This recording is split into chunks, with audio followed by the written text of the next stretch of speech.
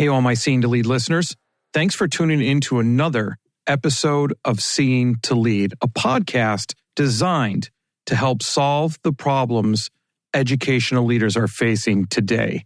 This week is a little different. Typically, you hear me talking about a conversation I had with a guest. Well, this time, I'm the guest, and Charlie Peck, the host of the Thriving Educator podcast, had me on as a guest. I highly recommend you check out Charlie's work. She's got a book called Improving School Mental Health, the Thriving School Community Solution, that she co-authored, and she has this podcast. But along those lines, she's got tons of resources at thrivingschool.org. I really recommend you check them out because what's important on this podcast is that you find value. So in my conversation that's titled Addressing Staff and Student Anxiety, I had a great conversation with Charlie where I talked about the most challenging mental health issue that I see right now, those being anxiety and depression in both students and staff. I also talked about programmatic pieces and SEL and how things are being implemented in my school to help with these issues that I highlighted. And then finally, we wrap up our conversation with me talking about my beliefs concerning the purpose of school and the post-high school experience. And as always, I thank you for taking the time to tune in and being those loyal listeners. I appreciate the comments I receive concerning the content that you find valuable in this podcast. So my ask to you is to make sure you hit that subscribe button wherever you are, give a rating and a review, but most importantly, share the show with your biggest takeaway on social media. Well, once again, thanks for tuning in. And like I always enjoy saying, let's get to getting better on Seeing to Lead.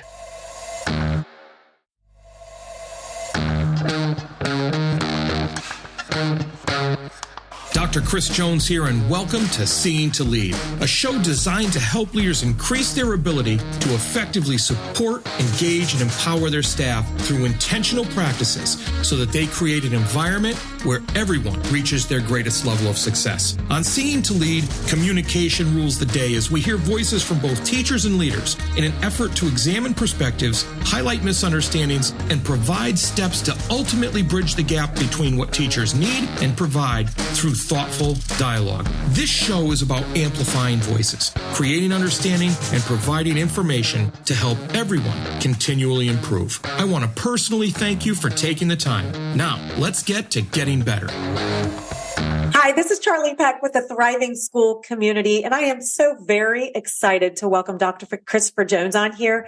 We're going to talk about leadership and so much more. So welcome. I'm glad you're here.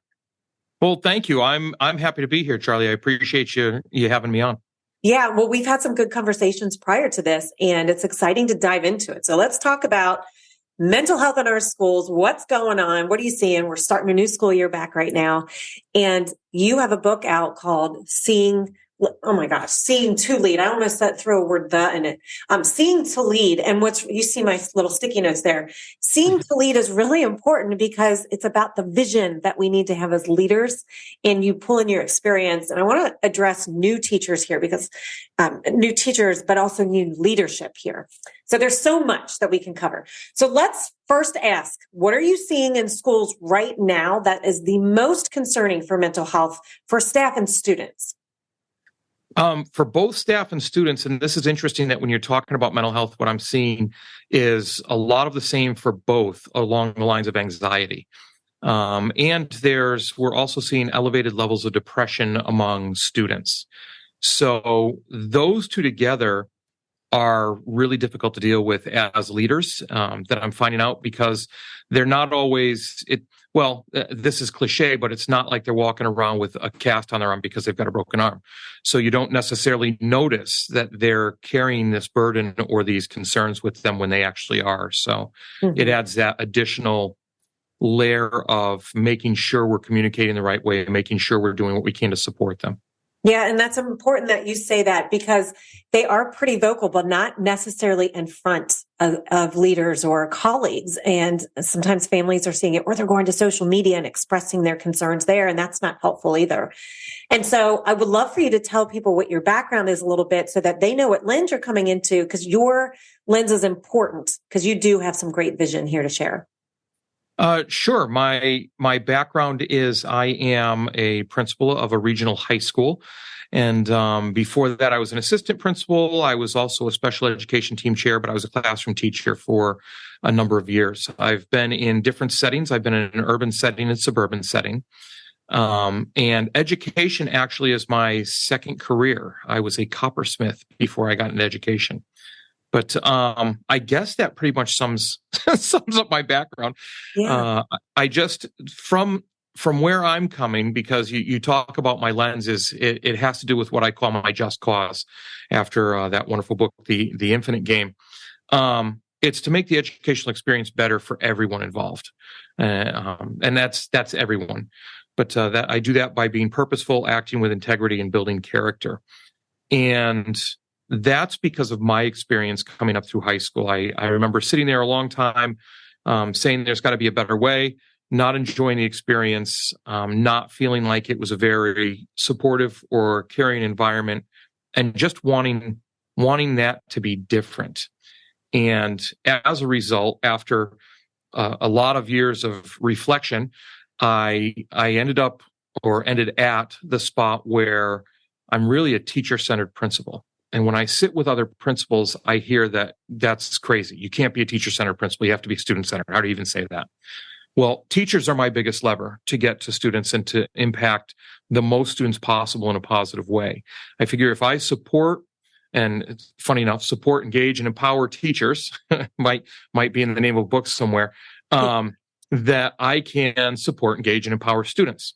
And when you look at that as far as the mental health aspect, I mean, if somebody's struggling with a mental health component, what better way than to support them, engage them in the broader vision of what you're doing, and then empower them, because you empower them to help themselves and to come out of some pretty dark times that many people face. Some people are able to come out of it because of that support, and getting engaged in something larger than themselves, so being empowered, and others aren't, and that's unfortunate. Yeah. I mean, there's so much there because when you mentioned anxiety before, the ways that it shows up for staff and student, you're saying there are some similarities, but let's talk about how the support needs to be there first for the adults, because I'll tell you, Dr. Mina Blasey, she said, when you become an administrator, you do grieve the loss of working with students. So you're no longer there to support students. Yes, they are the outcome. Yes, we do have to support them. It is our responsibility. But now you're helping to develop the staff, because that's not just teachers, right? There's a lot to it. So what I love that you said there is about that. So that anxiety piece must be there for leaders too. Do you see that with the other leaders and your colleagues that you're working with, the anxiety piece? Oh, sure. There's always anxiety. We're recording this at a great time of year. It's right before the school building opens up. So there's that, almost like that seasonal type of anxiety where you get anxious about different things coming up. But hey, that's part of the job. You know that, and you can get through that and you can overcome that. Where I see anxiety among colleagues, which I do, is either from a very servant or selfless aspect where they don't feel as if they're enough or doing enough or being enough for their staff, that they're noticing anxiety in. And other pieces of anxiety from staff come from if they have fractured relationships with, whether it's the superintendent, with their administrative team, or with their staff. So it has that ability to creep in, if you will, in a lasting way besides just the normal pieces of the job.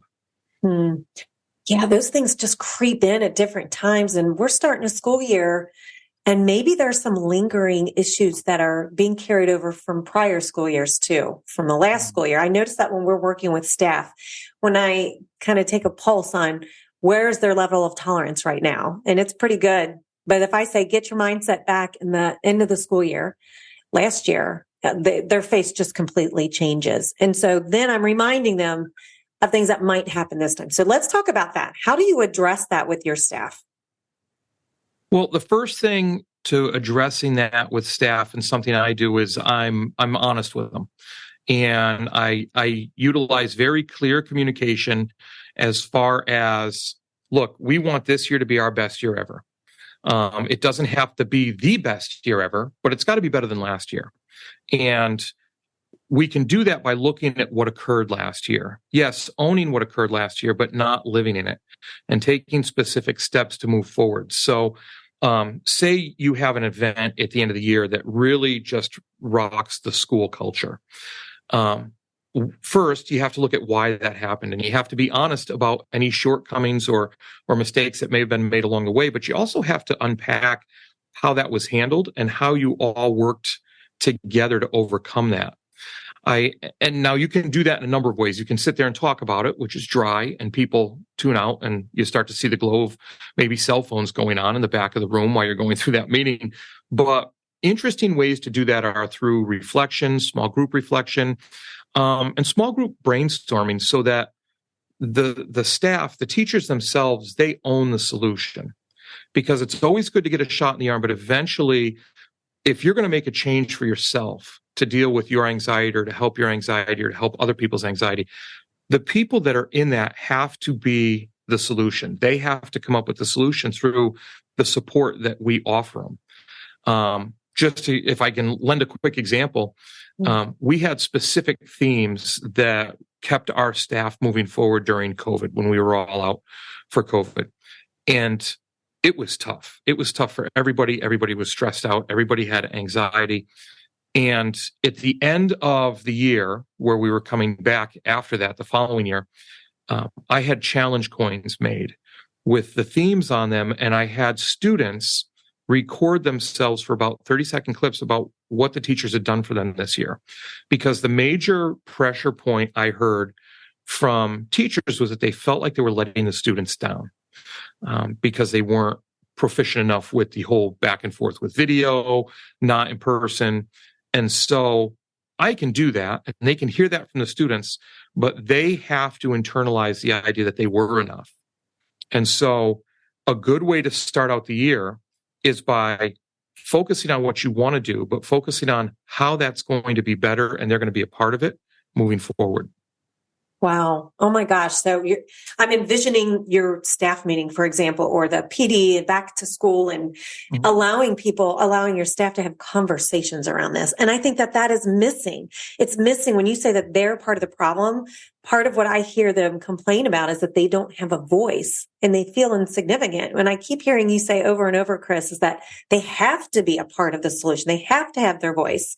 And that's how we're going to thwart kind of that anxiety piece and bring that community together. So let's talk about that for a second. Communication is huge. How do you get that across with your staff in a way that doesn't allow them open space to complain all the time? Because that's a hard thing to do. So what do you do about that? Well, I more so reflection when we meet as a staff, but I have a weekly newsletter that I do, and I have a weekly internal memo that I do that's just for staff only, because I don't want to flood people with communication. When I say communication is key, it also has to be select and consistent, or else people just hit delete. So in that, I have a weekly check-in, and it's a survey that they can fill out. And what they do is they rate where they are feeling from 1 to 10. That's the first question. But then it's a survey of questions. Are you setting your boundaries? Are you getting enough sleep? Are you exercising? Are you eating right? And I go through these series of questions as their weekly check-in. And then I obviously ask, is there something I can help you with? What are you struggling with right now? So then I get those replies, and it's streamlined enough because it goes into a Google Sheet. It's a Google form that I then color code it, because that's what I do. But I make sure I check in with them. And even if they say, oh, I've got an 8 and everything's yes, and no, I don't need any help, I check in, hey, thanks for filling out the survey. I really appreciate it. So that they know that somebody's there for them, somebody's looking out for them. And then I also have a burning questions or comments or needs form that they can fill out too, that's optional, where any question they have can be answered, any need they have, they fill it out and can be answered. So that's all the virtual communication piece, which then what that does is when they do have that opportunity, to, we're all talking, we're throwing things out.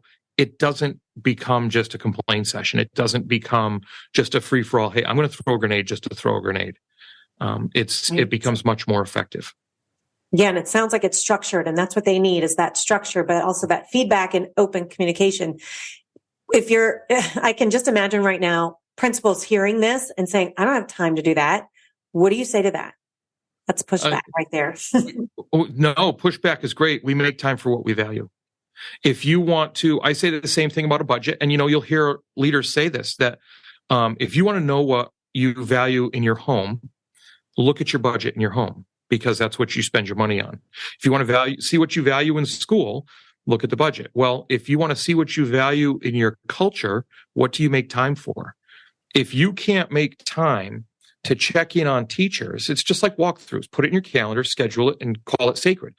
If you can't make time for your teachers and your teachers' well-being and the opportunity to build a relationship, to check in with them, to make sure they feel supported or that they're engaged in the larger school community, then you need to look at your priorities as a school leader, because you don't lead a building, you lead humans, and those humans impact other humans.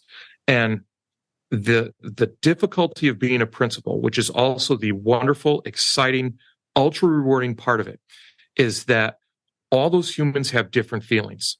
There are times where they're going to be mad at you. They're going to be upset at you. They're going to come into your office and they're going to cry. They're going to come into your office. They're going to hug and smile and laugh with you, because they're human and they all have human emotions.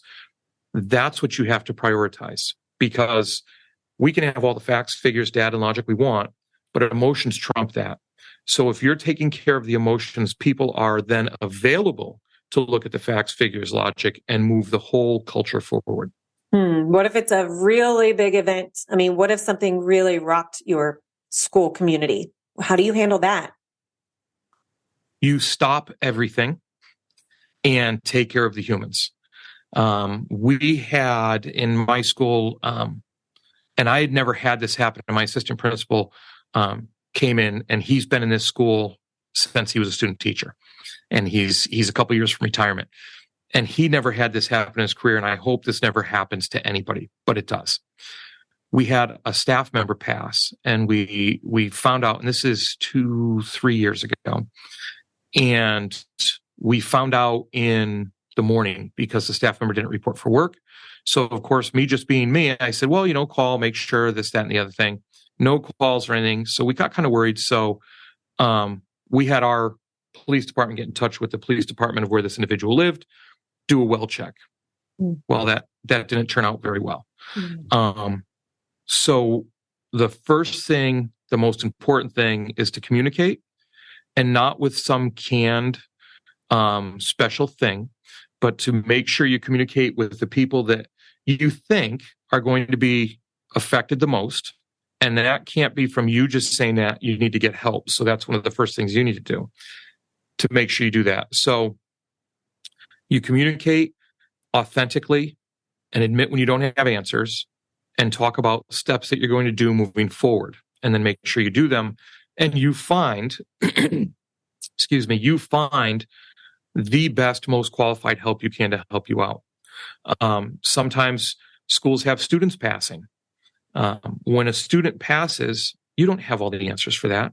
So you take care of the humans. You open up spaces for them to gather together while you reach out and bring adjustment counselors, trauma-trained individuals into your school to work with them. A great resource for that are therapy animals. So if you have therapy animals, you reach out, you bring therapy animals in, but you just stop school. You offer the options for them to grieve in the way they grieve, whether that's, if it's in the case of students, whether that's parents picking students up, but you communicate out to the community so parents have the ability to pick their students up if school's not the place for them. But your job turns into becoming a place of safety for them, that they can grieve in the way they grieve. And then once you do that, because it happens so fast, once you do that, you consult with professional individuals and you can take a step back. You begin that slow crawl to making sure targeted supports are in place and getting back to normal as much as possible, whatever normal looks like for the whole of the community. Yeah, and that's going to look different, isn't it? Isn't it? Because I like that you said it can't be canned. I mean, we lost a student. Anyone who works in high schools, I mean, there's some kind of tragedy. We unfortunately lost a staff member too. We were all very close to him, and it was tragic. But when we lost a student one time, one of our principals gave us all of us teachers, who, by the way, were very tight knit, and we had great relationships with students. It was a great point in my career personally, but with our staff, gave us all a piece of paper with a canned response to read to students. And we were furious, Chris, furious, because we weren't trusted to deliver the message in a way that respected our relationship with kids. So, and I know people need some guidance on that sometimes, but it didn't feel good. It just didn't feel right. So I appreciate that you said that. And I also want to address kind of this part of it, that you're allowing to have therapists come in to work with staff. Is that what I heard you say? Yes. To support staff. Yeah. And I think that's key. Well, I mean, really, if you're talking about the adults in front of the students, they need support as well. Yeah. You know, and it's everybody uses the airline line now about, if the mask falls, put your own mask on first. But how can we expect staff to take care of students if staff are struggling themselves? Mm-hmm. And we don't always know how staff are going to react. As a matter of fact, we don't know how we're going to react until we're in that situation. So we need to make sure that those resources are available wholesale right at the outset until we can come up with some targeted responses. And it's interesting that you mentioned the can piece. When we had a staff member pass, we wanted to let the teachers know first, and then the students had found out, because it's all about how quickly information travels these days. And I put out a video to the community about the teacher, where I just turned on the camera and spoke from the heart about the teacher. When we had a student pass recently, we found out early in the morning, and the staff didn't find out until they came in for teaching that day. So we did have a scripted response until we could take a step back and go. So it's, you know, when you talk about what can be done to help, that's part of the difficulty. And like I said before, part of the excitement of dealing with humans. It is difficult, because each situation is different based on where you are and what's going on when it happens. Mm-hmm. And I would imagine that the communication was probably different between your staff and you in that moment with that script. So the understanding was probably different. The expectation, I should say. Our expectation is read it word for word and don't talk about it with your students. It wasn't, so let me clarify, because I don't think there's actually a problem with giving educators of any kind, staff, something to work from. Right. I would imagine, just because I know a little bit about you, is that it wasn't, this is all you get to say. So could you elaborate just so I'm clear on your messaging? Sure. No, absolutely. We had an emergency staff meeting in the morning. So we had about 10 minutes before students started walking into the building. Yeah. And the teachers asked if I could provide them with something. Right. And so I provided them with that. You know, the crisis team met before that and then right after that. And I say it had nothing to do with me. I have a crisis team and we're all on a text thread. And so we put something together, the outline of something together, and told staff to go ahead and read this. We wanted them to read this so students got the same message initially, but then as conversations came up, were staff comfortable? That's fine. We gave language to staff that if they were not comfortable, that they could say to students about, well, we have supports available. You know, that you talking about it may be upsetting somebody else in the room. Yeah. If you wish to talk to a counselor, and just all of those different things if they weren't comfortable handling that in their situation. Yeah. And so there it is. It's about the communication, but understanding the relationship with the teachers to the students, because there are loose cannons. Don't get me wrong. I get it. I mean, I get that too. And you also don't want to further harm a child. You don't want to do that, nor the adult, because they could be up there and then it could trigger something for them. I get it. So I appreciate that. But I think people listening, not only staff, but certainly leaders listening, when they do have some tragedy that strikes, because unfortunately it will happen somewhere along the road. Hopefully not this year. Let's hope not. Yeah. But they don't really know what to do. And when you don't know what to do, we either do nothing or we're not getting it right. So I love that you mentioned team. Of course, every school has their own mental health team they can lean on, but it sounds like, Chris, that your communication is there in a way that it's still supportive. So I think people listening understand the difference, because there's administrators who are either micromanagers, or they're so afraid to what's the word? They're too afraid to let teachers have conversations. So anyway, again, there's a lot there. I understand. Well, here's what I want to get to next with you then, because I want to make sure people understand what you're going to do next. Like, what is your next hope with mental health and education in your building this year? Well, and I've got to plug you a little bit for this. I had mentioned it before we got on it. Your book, School Mental Health, Improving School Mental Health is fantastic with the resources and the idea of the strategies it offers, because that's something that all schools are struggling with. And we try to put these pieces together, but every time we mention something, it's more and more and more. And so let me give you an example. We're actually, my high school's very well staffed. We're more heavily staffed than any other school in the state, I believe. Great. Wow. As far as school counselors and adjustment counselors. And we have our adjustment counselors spread out across our student support center, which is a whole nother story.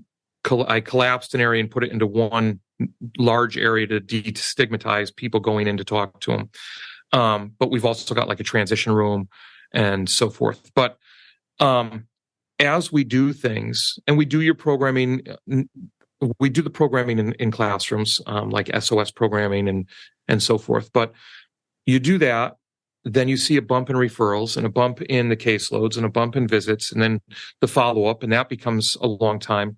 And something that happened this past year is we got on board with Care Solace, which is a company out of California, and they're basically a cut the red tape referral service, because we had trouble getting students referred to outside providers, which, hello everyone, United States today. Yeah. Yeah.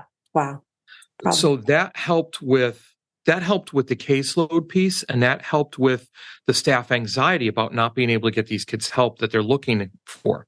Mm-hmm. But that doesn't help us in the school with strategies to handle the student in the school. Right. So I'm looking, which is another reason for your book and doing a book study with your book, is we're looking towards putting practices in place and strategies in place where we have cleaner communication between the academic teachers and the counselors as needed through a referral-based system that will help streamline that process. So people know, and it's almost an improved handle with care type of thing. I don't know if you have handle with care where you are, but if something occurs outside of the building in the evening, our SRO will alert the school in the morning and say, hey, so-and-so, Chris Jones, handle with care, he had an issue last night. Now, I may know what that issue was, but Chris Jones's teachers might not know right off the bat until we decide, what we can push forward and let them know, and how we can offer support so that life goes on as normal as possible for that student, even though they had a bad event the night before. So if we can put all those pieces together through one type of referral process or information, I don't want to say center, but center type of thing, that's what I'd like to be working on this year. Well, it sounds like if there's a process in place and that's communicated well, then you're absolutely right. The teachers we work with say that they do want to support students, but they don't know how, or they don't refer them because they're afraid that they won't get looked after. So that's a problem. And you're right. When you teach these new skills and SEL, skills are great, but then these kids get to thinking like, I need support for this. And then where do I go? And then if we let them down further, that's no good. So I love that you have a process in place. And I want to stay with you on that one, because I'm really curious to see how that continues to work for you all. So what about quickly then? Because I think I know time-wise, we probably need to wrap up. That's so much. People need to just get to your book, The Seeing to Lead. It's got so many strategies, but I do want to know, like, what about education right now with SEL? Like, how is that working in SEL in your building and what you're seeing? I'm glad you brought that up because that's where I was going to go next. If you went on to something else, I was going to say, hey, can we stop on SEL for a second? Right. Yeah. I know you wrote about it too. And anyway, go ahead. I want to hear you. It's look, SEL is incredibly important, but it doesn't have the impact it can have when it's standalone. SEL is something that has to be embedded into your everyday curriculum. Before COVID hit, which that's a wonderful excuse for me to use, but we were doing Mindful Minute, and we were then putting Mindful Minute into every class. So the idea was that every class, every period would start with a Mindful Minute, that the teachers would do a Mindful Minute. Because as a student, even as a teacher, you're running from class to class to class to class. You got to go to your locker, you got to stop at your locker, maybe not, but you got to stop and talk to your friend, you got to pass a note, maybe you got to hit the bathroom, get back to class on time, put your books down, open up, now take a test. It doesn't work like that. If you could just take that moment to breathe. So we haven't implemented that. We will be revisiting that because I think that's something very important. But we have an SEL class at one of our middle schools that feeds into the high school. My argument, and this is maybe a little controversial, but my argument is that if that worked, wouldn't we see a big difference in the students as they come into ninth grade in the behaviors besides the typical behaviors we see where we don't see that. So it's not transferring. So what we need to do is SEL being as important as it is, it's got to be more than, okay, we're just going to do this SEL workshop. Okay, we're going to do this SEL initiative for the month. Now, those are good, but those are only as good as the programming every day in every classroom that you embed into the curriculum. So we need to actually be looking at the Castle model is great, taking those Castle competencies and putting them into the curriculum in the classrooms. Mm-hmm. That's my hot take on SEL. No, I know. And I know that there's a lot you can say about it and that you have said about it in the past. I've heard you speak on that. And you're right. The consistency piece is huge. There's one other thing that you said that I want to make sure. I asked you about anything else you wanted to cover in writing before. And you talked about the purpose of school and post high school experiences in education. And I want to know if you could just expand upon that a little bit. Sure. One of the things with school, and I'll never forget, I sat down and I was speaking to my director of school counseling when I first said this to her. I said, I'm not all about college and career readiness. And she looked at me like, what? She was the wrong person to tell that to, huh? Yeah. She didn't appreciate that. I said, well, hold on, let me explain. Much like the teacher-centered thing, I said, I'm about career readiness. Some careers require college, some don't. And we have to stop pushing our students to take all these AP courses, to judge themselves based on the college that they get into, to feel less than if they don't get into a college.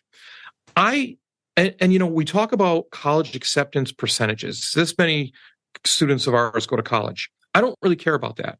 How many students of ours are still in college a year later, 2 years later, 3 years later, on track to get the degree that they were interested in getting? So what we've done at my school is we utilize MyCap, which is my career in academic planning, through Massachusetts, through the state of Massachusetts, where students start to do their interest inventories, job clusters, things like that, as they're going through early high school. Well, we've used that to springboard into applying for and becoming an innovation pathway school, where we have actual career pathways that go through the school. We're doing business and finance, and we're doing healthcare. So students can do that from 8th grade. They come in and they join that pathway. So they get some specific programming along the way. So they graduate with certifications and so forth to put them ahead of the game when they graduate high school, if they decide to just look at a career instead. We've expanded our dual enrollment options rather than our AP options, because we're noticing, and this is interesting after COVID, there's probably a study in this somewhere, but less students are taking the exam, the AP exam. They'll take the AP class, which is the actual intrinsic value of the class, but less students are taking the AP exam because now you pay your money, you take the exam, you maybe get a qualifying score, maybe schools will accept that score if they haven't bumped it up to a 4, if they accept it at all. Or you take a dual enrollment course, and I have to apologize if you can hear that. They're testing some things. That's okay. I mean, I got people outside my door doing stuff too, so it's absolutely fine. I'm captivated by what you're telling me, so keep going. Now dual enrollment, you take a course, you get a grade on a transcript, which now tons of schools take because it's an actual grade on a transcript from a college. And we subsidize the cost of the course. So you can still get that. It's the syllabus. It's taught by our teachers. Students don't have to worry about transportation or doing something asynchronous online. They get that person-to-person education, and they get that opportunity to be set up way ahead of the game by the time they leave high school towards, even if it's just their associates. But now they have more of an idea with all these pieces put in place of what they want to do. And unfortunately, how often do we try and force students into what we think they should do rather than what they want to do?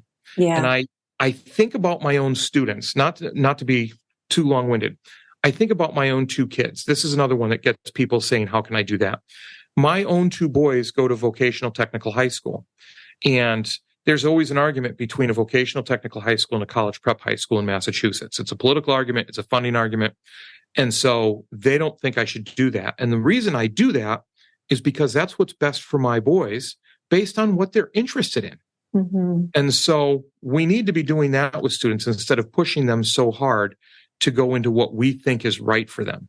Mm-hmm. And it's not because it's funny, because by doing that, we increase anxiety, we increase stress, we run the risk of them falling into depression because they start to feel inadequate if they're not succeeding in what they're supposed to succeed at. And it's not because we don't like them. It's because we love them so darn much, but we can't get out of our own heads about what's right instead of looking forward as to what could be. Wow. Oh my gosh. And your boys, they had a voice in going to that vocational school, I would imagine?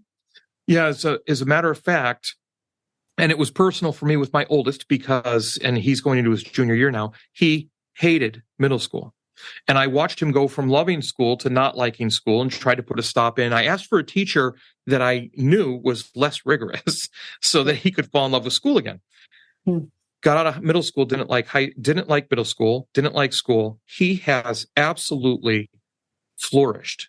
He's an A student. He's in engineering, telling me trig is easy when he always struggled with math. Oh my gosh. And so that's wonderful. My youngest said he wanted to apply for it and go. My first question to him and my wife's first question to him was, well, do you want to go because your brother's going or because they're inseparable? Because your brother's going or because you're actually interested? My youngest wants to be a blacksmith. And so he has a forge out in the backyard that he does that. I'm not going to say you can't be a blacksmith. I'm going to say, let's figure out how you do that.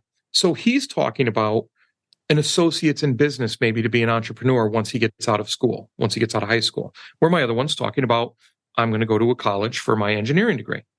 Wow. We're all individuals. We're all human beings with individual stories. And what will make people flourish, I firmly believe what will make people flourish is supporting who they are instead of trying to make them who we want them to be in our eyes. Because everybody's an individual, so education needs to be individualized. Well, if we don't end on that, I don't know what we'd end on. Oh my goodness. Wow, Chris. Well, okay. So with all that, let's wrap this up then. What do you want to leave people with? Like, what's one final thought here? Because there's a lot. One final thought. Boy, that's a tall order. I know it is. It is. Because I'm a talker. As everybody that's watching this and listening to this now knows, I'm a talker. That's good. That's why you're here. Yeah. One thing I'd like to leave everybody with is that no matter what programs, policies, procedures, opportunities you put in place, if somebody is not mentally or emotionally available to take advantage of them or learn from them, it doesn't matter what you have. They're not going to be there. So the baseline thing you have to take care of, what you need to build your house on, that foundation needs to be mental health. It needs to be making sure that students, adults alike, have a safe place where they feel supported, they're engaged with their own life, and they feel that they're empowered to go where they want to go according to what they're interested in, and not feel less than because of it, but instead say, look at how I'm shining as an individual. That's what we need to be doing for people. Amazing. Amazing. And you can get all that vision, all those thoughts and strategies right in this book, Seeing to Lead. Again, you see all my sticky notes in there. Pick it up. Where is it, on Amazon? Can you get it on Amazon? Yep. Yeah, it's on Amazon, and you have links that you'll be putting in the show notes. So absolutely. And then you're all over social media. So how can people, what's the best way people can reach out to you if they need to? I'm usually very active on Twitter, and the handle for that is at Dr. C.S. Jones. So it's at DRCS Jones. Mm-hmm. Yeah, look for us because we will definitely be tagging you too and sharing that out. Thank you. Honestly, thank you so much for your time. I know you're a busy guy, especially right now. So thanks for being here. No, thank you very much for having me. It's always great to talk to you, and I enjoy doing things like this because it's almost a reflection type of thing. And once we talk about something, then the whole trick is to do it, right? So I don't want to talk about something and not do it. So agreed. We gotta take some action. So I think we're all ready to do that now. We just got jazzed up. So thank you for that. There we go. Okay. Well, that's a wrap, but not the end. Next step, be sure to take action on something you heard here today. Hey, thanks for listening to the Seeing to Lead podcast. If you would like to connect for any reason, email me at drchrissj@gmail.com or catch me on Twitter at Dr. C.S. Jones.